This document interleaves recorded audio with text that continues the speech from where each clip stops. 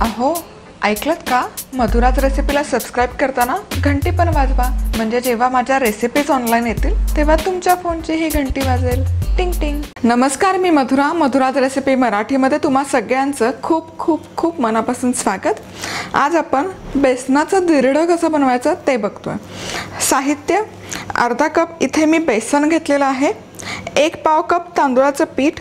नुसत्या बेसनाचं धिरडं केलं तर थोडंसं डेन्स होतं, ते हलकं आणि छान असं त्याला जाळी फुटण्यासाठी आणि थोडंसं क्रिस्प बनण्यासाठी तांदळाचं पीठ मी इथे घेते.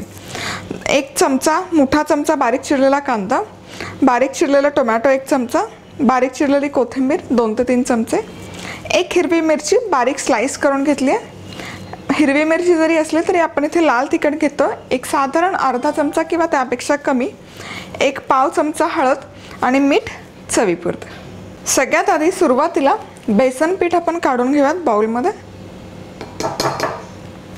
यामध्ये तांदळाचं पीठ घालूयात आणि बाकी सगळे जिन्नस: कोथिंबीर,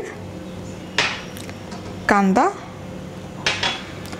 टोमॅटो, हिरवी मिरची, हळद, लाल तिखट आणि मीठ हे आधी मिसळून घेऊयात. आणि आता थोडं थोडं पाणी घालून छान असं सरसरीत बॅटर करून घ्यायचं. गुठळ्या झाला नाही पाहिजे बेसनाच्या. यामध्ये मी 1 चिमूटभर ओवा घालते. ओवा घालणं ऑप्शनल आहे, पण मला धिरड्यामध्ये ओव्याचा फ्लेवर आवडतो आणि त्याचबरोबर हे धिरडं बाधतही नाही, पचायला मदत होते. खूप घट्टसर बॅटर नाही करायचं, थोडंसं असं सरसरीतच झालं पाहिजे. चला तर मग इथे हे बॅटर बनवून तयार आहे आणि तुम्ही कन्सिस्टन्सी बघू शकाल. छान अशी पोरिंग कन्सिस्टन्सी झालेली आहे. खूप दाटसर आपल्याला करायचं नाही आहे.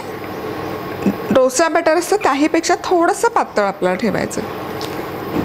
आता तव्यामध्ये थोडंसं तेल घालूया आणि हे व्यवस्थित असं स्प्रेड करून घेऊया टिश्यूने. व्यवस्थित गरम झाला आहे तवा. आता हे जे पीठ आपण तयार करून घेतलं हे घालूया.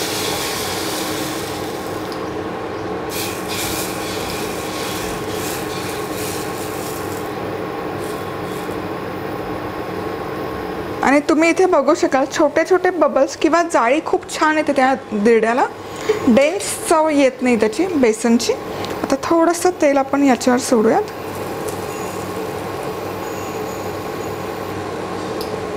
साधारण 3 ते 4 मिनिट एका साईडला व्यवस्थित भाजून झालं की हे पलटी करायचं. आहा, रंग बघा काय सुरेख आला. जाळी पण अप्रतिम आली आहे. आता हे दुसऱ्या बाजूने पण व्यवस्थित भाजून घेऊया. चला, दुसऱ्या बाजूने पण व्यवस्थित भाजून झालेलं आहे. Yes, perfect. आता हे आपण फोल्ड करूयात. मस्त. आणि या ठिकाणी आपलं धिरडं बनवून तयार आहे.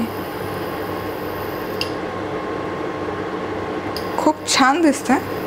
तर याच पद्धतीने मी उरलेली धिरडी करून घेते. तेल आहेच तेव्हा, त्यामुळे थोडंसं वाईपआउट फक्त करून घ्यायचं. यामुळे काय होतं, रंग आहे जो बेसला तो छान एकसारखा येतो, म्हणून तेल तव्यावरचं पुसून घ्यायचं काय.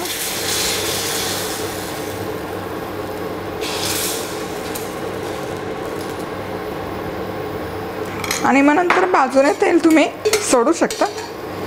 थोडंसं हे पचलं की तुम्ही बघू शकाल मस्त अशी जाळी येते याला. वरची बाजू ड्राय झाली की त्यावर तेल सोडायचं आणि थोडंसं बाजूनेही तेल सोडायचं. तर हे जे आपण प्रपोर्शन घेतलं, अर्धा कप बेसन आणि पाव कप तांदळाचं पीठ, यामध्ये 4 छोट्या आकाराची धिरडी व्यवस्थित होतात. आता हे पलटी करते. मस्त.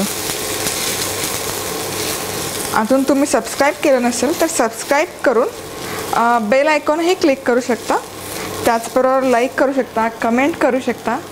तर हे धिरडं खायचं कसं, हे असंच तुम्ही एखाद्या चटणीबरोबर खाऊ शकता.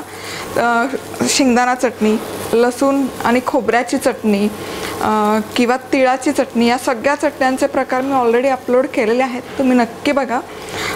किंवा हे पोळीबरोबरही खातात. काय करायचं, पोळी घ्यायची, पोळीवर दिरडं ठेवायचं, दिरड्यावर चटणी स्प्रेड करायची, थोडंसं तेल स्प्रेड करायचं, रोल करायचं, खायचं.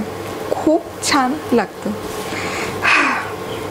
तर आज वेळात वेळ काढून तुम्ही ही रेसिपी पाहिल्याबद्दल तुम्हा सगळ्यांचे खूप खूप खूप मनापासून धन्यवाद. पुन्हा भेटूयात अशाच एका छानशा खमंग खुसखुशीत रेसिपीबरोबर. तोपर्यंत मस्त राहा, खुश राहा, आनंदी राहा आणि सगळ्यात महत्त्वाचं खात राहा.